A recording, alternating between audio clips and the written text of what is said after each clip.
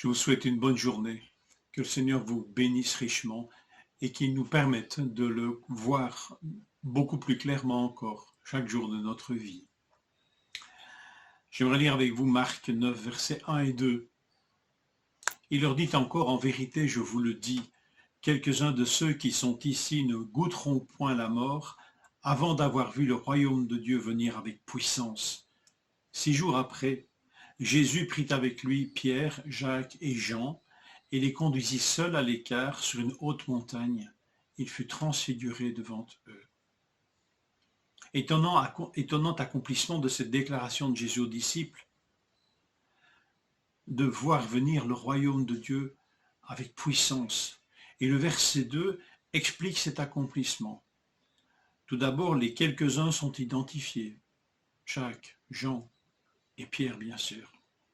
Ils seront les témoins privilégiés de cet événement, comme ils le furent de la résurrection de la fille de Jairus, témoins privilégiés et conviés seuls par Jésus. C'est vous dire que l'événement qui va se passer ici est d'une grande importance.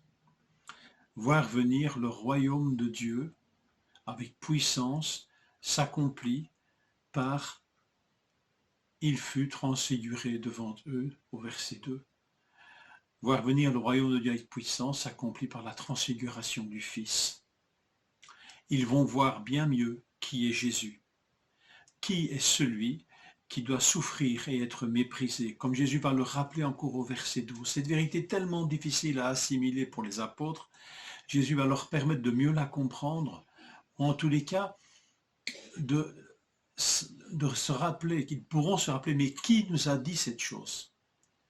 Et celui qui dit qu'il va être méprisé et qu'il va souffrir jusqu'à donner sa vie, c'est celui qu'ils vont voir transfigurer et apparaître dans la gloire. Ce qu'ils vont voir dépasse les mots. Et Jésus transfiguré, de Jésus transfiguré, le texte ne décrit que les vêtements. Comme dans cette vision majestueuse qu'Ésaïe a de Dieu dans l'Ancien Testament.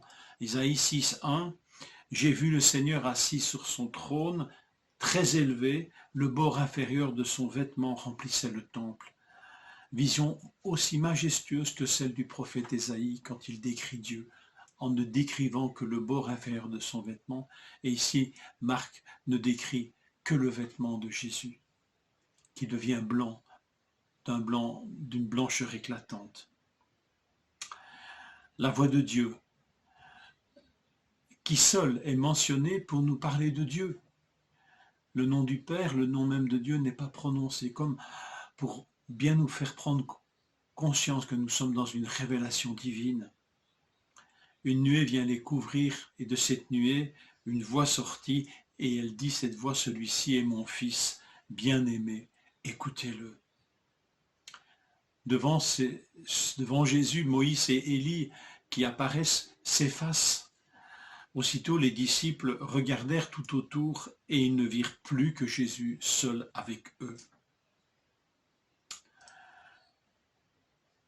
Fort de cette vision, de cette compréhension de qui est Jésus, alors la croix ne s'explique pas nécessairement mieux, mais notre foi peut être fortifiée. Celui qui passe par la croix, c'est celui que nous voyons ici transfiguré, le Fils de Dieu, bien-aimé du Père, qui apparaît dans toute sa gloire. Et puisque nous sommes dans cette période de l'Avent, celui qui va prendre vie parmi nous est aussi celui qui est révélé là dans la transfiguration. Il y a bien plus qu'un beau bébé dans la crèche, dans l'étable, comme je vous l'ai dit hier. Mais Noël n'est pas une fable. Noël n'est pas un conte de fées. L'apôtre Pierre, des années plus tard, témoignera de ce moment qu'il a vécu là sur la montagne et nous dira que nous ne nous sommes pas, dit-il, appuyés sur des histoires habilement inventées lorsque nous avons fait connaître la venue de notre Seigneur Jésus-Christ dans toute sa puissance. Mais nous avons vu sa grandeur de nos propres yeux, car le Père lui a donné honneur et gloire lorsque dans sa puissance immense, il lui a fait entendre sa voix qui disait « Voici mon Fils bien-aimé, qui fait toute ma joie. » Or cette voix qui était venue du ciel, nous l'avons entendue nous-mêmes, dit Pierre, puisque nous étions avec lui sur la sainte montagne. Oh non, Noël n'est pas un conte de fées, pas plus que la transfiguration. Voilà celui qui prend chair, voilà celui qui donnera sa vie sur la croix. Que nos yeux s'ouvrent, que nos yeux le voient beaucoup mieux. Je vous souhaite une bonne journée, que le Seigneur vous bénisse.